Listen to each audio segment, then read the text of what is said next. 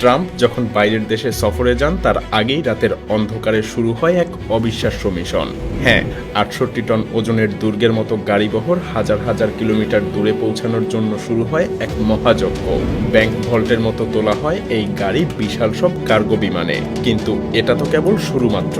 আসল খেলা শুরু হয় যখন এই বিমান আকাশে ভূতের মতো উড়ে বেড়ায়। ওড়ার সময় প্রায় ৩ বার এমনভাবে এটা অদৃশ্য হয়ে যায় যে পৃথিবীর কোনো স্যাটেলাইট আর তাকে খুঁজে পায় না। কেন এই রহস্যময় যাত্রা আর এত আয়োজনেরই বা কি দরকার, চলুন জেনে নেওয়া যাক। এই রহস্যের শুরু হয় একটা রাতে। জয়েন্ট বেজ অ্যান্ড্রুজে কিছু সামরিক বাহিনীর লোক বিস্ট গাড়িটাকে C-17 সামরিক পরিবহন বিমানে তোলে। ব্যাপারটা এমন যেন একটা ব্যাংক ভল্ট বিমানের ভেতরে পার্ক করছেন তারা, আর সেই সাথে নিশ্চিত করতে হয় যেন বিমানটাও উড়তে পারে। কারণ এই বিস্ট গাড়িটার ওজন প্রায় ৯,০০০ কেজি। এটা এমন ভারী যে বিমানের ভুল জায়গায় রাখলে পুরো বিমানের ভারসাম্য নষ্ট হয়ে যাবে। তাই ৩ জন বিশেষজ্ঞ পুরো ৪৫ মিনিট সময় নেয় শুধু এই একটা গাড়িকে বিমানের সঠিক জায়গায় রাখতে। লেজার গাইডেন্স সিস্টেম দিয়ে মিলিমিটার পর্যন্ত নিখুঁতভাবে পজিশন করতে হয়। তারপর এমন শক্ত চেইন দিয়ে বাঁধা হয় যে বিমান উল্টে গেলেও গাড়ি নড়বে না। সেই বিকেলেই C-17 বিমানটা টেক অফ করে। কিন্তু এই বিমানের নাম ৩ বার বদলাবে আকাশেই, কারণ যাতে কেউ ট্র্যাক করতে না পারে। ঠিক যেমন গোপন এজেন্টরা ভুয়া নাম ব্যবহার করে, এই বিমানও তেমনি ভুয়া পরিচয় ব্যবহার করে নিজেকে হাইড রাখতে। পরের ১৪ ঘন্টা ধরে এই বিমান একদম আলাদা পথে ওড়ে। সাধারণ কোনো বিমানের রুট দিয়ে এই বিমান যায় না, এমনকি এটা কোনো সাধারণ রাডারেও ধরা পড়ে না। মূলত রাতের আকাশে ভূতের মতো উড়ে বেড়ায় এই বিমান। এর ভেতরে শুধু প্রেসিডেন্টের গাড়ি না, পুরো একটা গাড়িবহর থাকে। যেমন এই বিমানেই আছে অ্যাম্বুলেন্স, যেখানে প্রেসিডেন্টের জন্য রক্ত রাখা আছে। সেই সাথে আছে জ্যামার গাড়ি, যেটা আশপাশের সব ইলেকট্রিক এবং মোবাইল ডিভাইস জ্যাম করে দিতে পারে। কিন্তু এই বিমানকে তো ল্যান্ড করতে হবে, তবে কিভাবে? আসলে পাইলটরা এমন সময় ল্যান্ড করতে চায় যখন কোনো শত্রু দেশের স্যাটেলাইট আকাশে নজরদারি করে না, আর এর জন্য তারা ঘন্টার পর ঘন্টা আকাশে ঘুরতে রাজি, কিন্তু ধরা পড়তে রাজি না। আর এজন্যই তাদেরকে ২ বার আকাশে জ্বালানি নিতে হয়। প্রথমবার আটলান্টিক মহাসাগরের মাঝখানে, আর দ্বিতীয়বার ভূমধ্য সাগরে। কারণ এই বিমান কোনো দেশেই ল্যান্ড করতে পারবে না। ল্যান্ড করলেই তল্লাশি হবে আর গোপনীয়তা ফাঁস হয়ে যাবে। দ্বিতীয়বার জ্বালানি নেওয়ার পর মিডল ইস্টে ঢোকার সময় এই বিমান তার পরিচয় শেষবারের মতো বদলায়। আর এভাবেই ৬৮ টন ওজনের প্রেসিডেন্টের গাড়িবহর হাওয়ায় মিলিয়ে যায়। এরপর বিমান কাতারের আল উদেইদ এয়ারবেসে এসে ল্যান্ড করে ঠিক রাত ৩টা ১৭ মিনিটে, যখন শুধু সিক্রেট সার্ভিসের এজেন্টরা দাঁড়িয়ে থাকে একদিন আগে থেকেই। কোনো সাধারণ এয়ারপোর্ট ওয়ার্কার নেই, শুধু ইশারা আর গোপন রেডিও যোগাযোগ। কার্গো দরজা খুলে যায়। বাইরে প্রচণ্ড গরম, প্রায় ৩৫ ডিগ্রি সেলসিয়াস, যদিও তখন রাত ৩টা।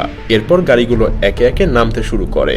সাপোর্ট গাড়ি প্রথমে, তারপর কমিউনিকেশন ট্রাক, আর শেষে ট্রাম্পের বিস্ট। তবে একটা না, ৩টা বিস্ট। হ্যাঁ, ৩টা একই রকম দেখতে গাড়ি, কারণ এই সিক্রেট সার্ভিস কোনো রিস্ক নিতে চায় না। এই গাড়িগুলো বেজের ভেতর দিয়ে যায়। কাতারি সৈন্যরা হঠাৎ অন্যদিকে তাকিয়ে থাকে। গাড়িগুলো যায় ওয়্যারহাউস নাম্বার 7-এ, যেটা ২ দিন আগেও একটা সাধারণ গোডাউন অবস্থায় ছিল। কিন্তু এই সময়টায় সেটাকে দুর্গের মতো সিকিউর করা হয়। ভেতরে ঢুকলে যেন মনে হবে ব্যাংকের ভল্ট আর দুর্গের মিশ্রণ। তাপমাত্রা খুবই নির্দিষ্ট করে রাখা হয়, কারণ বেশি বা কম তাপে বিস্টের রাবার সিল নষ্ট হতে পারে। আর সিল নষ্ট হয়ে যাওয়া মানে রাসায়নিক হামলা থেকে সুরক্ষা আর কাজ করবে না। ৩টা বিস্ট এমনভাবে পার্ক করা থাকে যে কেউ বুঝতেও পারবে না যে আসলে কোনটায় প্রেসিডেন্ট উঠবে। পরের ৭২ ঘন্টা আমেরিকান মেরিনরা এই গোডাউন পাহারা দেয়। ২ মাইল পর্যন্ত এলাকা তারা কন্ট্রোল করে। ড্রোন, দূরবর্তী ক্যামেরা, এমনকি লুকানো মাইক্রোফোন সব ধরা পড়ে তাদের কাছে। তবে যখন প্রেসিডেন্ট ট্রাম্প আসে, ৩টা বিস্টই গোডাউন থেকে বের হয়ে আলাদা আলাদা রাস্তা দিয়ে এয়ারপোর্টে যায়। এয়ারফোর্স 1 যখন ল্যান্ড করে, ৩টা গাড়ি ক্রমাগত জায়গা বদলাতে থাকে। ট্রাম্প সিঁড়ি দিয়ে নামার সময় পর্যন্ত কেউ জানে না যে তিনি কোন গাড়িতে উঠবেন। সিদ্ধান্তটা নেওয়া হয় একদম শেষ মুহূর্তে, গোপন মেসেজে। প্রেসিডেন্ট একটা বিস্টে উঠলেও বাকি 2টা কিন্তু খালি থাকে না। সিক্রেট সার্ভিসের এজেন্টরা এমনভাবে বসে থাকে যেন তারাই প্রেসিডেন্ট। রাস্তায় এই খেলা আরো জমে ওঠে। ৩টা গাড়ি প্রতি ৩০ থেকে ৯০ সেকেন্ডের মধ্যে জায়গা বদলায়। এমনকি হেলিকপ্টার থেকে ভিডিও করলেও বোঝা যাবে না যে আসলে কোনটায় প্রেসিডেন্ট আছে। কিন্তু এই ব্যাপারটা শুধু জায়গা বদলানো নয়, প্রতিটা বিস্ট থেকেই একই ধরনের সিগন্যাল ছড়ানো হয়। মানে বাইরে থেকে ইলেকট্রনিক ডিভাইস দিয়েও স্ক্যান করলে তিনটাকে একই মনে হবে। সিক্রেট সার্ভিস জানে শত্রুরা ইলেকট্রিক সিগন্যাল দিয়ে প্রেসিডেন্টের গাড়ি চিনতে পারে, তাই তিনটাই একই ধরনের সিগন্যাল দেয়।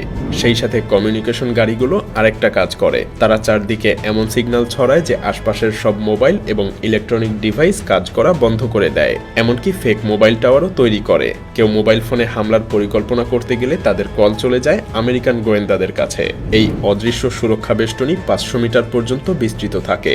ড্রোন জিপিএস হারিয়ে পড়ে যায়, স্মার্টফোন কাজ করে না, এমনকি আধুনিক গাড়ির রিমোট কিও কাজ করা বন্ধ করে দেয়। কিন্তু কোনো দেশ ভিজিট শেষ হলেই কি কাজ শেষ? মোটেই না। এয়ারফোর্স ওয়ান যখন ট্রাম্পকে নিয়ে উড়ে যায় তখন শুরু হয় সবচেয়ে সতর্ক অংশ। তাদের হাতে মাত্র 18 ঘন্টা থাকে গাড়ি পরীক্ষা করতে আর অদৃশ্য হয়ে যেতে। টেকনিক্যাল টিম ঝাঁপিয়ে পড়ে প্রতিটা গাড়িতে অত্যাধুনিক যন্ত্রপাতি নিয়ে, যা দূর থেকে লুকানো মাইক্রোফোনও ধরতে পারে। তারা লুকানো ক্যামেরা খোঁজে, বিস্ফোরক চিহ্ন চেক করে আর প্রতিটা ইলেকট্রনিক সিস্টেম আবার স্ক্যান করে।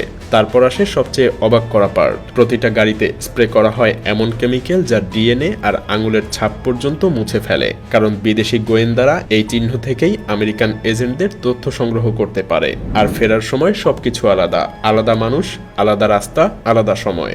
ট্রাম্প যদি রাতে মধ্যপ্রাচ্যে পৌঁছায় তবে সে দিনে চলে যায়। আর এভাবেই আমেরিকার প্রেসিডেন্টের গাড়িবহর সারা বিশ্বে